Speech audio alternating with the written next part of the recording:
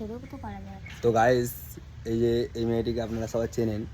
এখানে আমি এই SIR এর সব ফর্ম ফিল আপ করতে বসেছি। স্ত্রীর নামটা কী লিখবো, এর নামটা বসিয়ে দিই, এখানে ধরা পড়ে যাবে ওকে ভালোবাসে কি বাসে না। অত নাটক দেখাতে হবে না। তার মানে তুমি ভালোবাসো না আমায়, তাই তো? না, দেখেছো গাইস, কোনো লাইসেন্স নেই গার্লফ্রেন্ডের।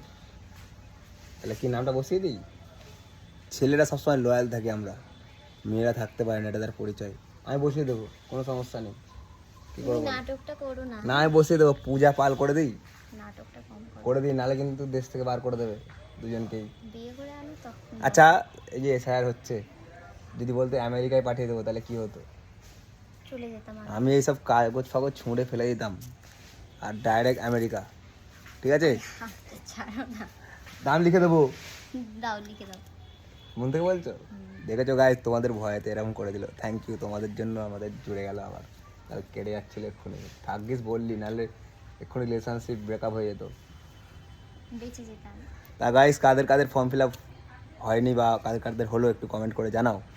আমার তো আজকে হয়েই গেল সব, তার মানে আমরা এই দেশের তোমাকে নাগরিক। দেশ থেকে বার করে দিলে সব থেকে বেশি খুশি হতাম। আমাকে, হ্যাঁ শিওর, আমাকে যদি ওই আমেরিকায় পাঠিয়ে দেবে বলে, ব্যাস চলে যাবো আমি, কোনো চাপ নেই।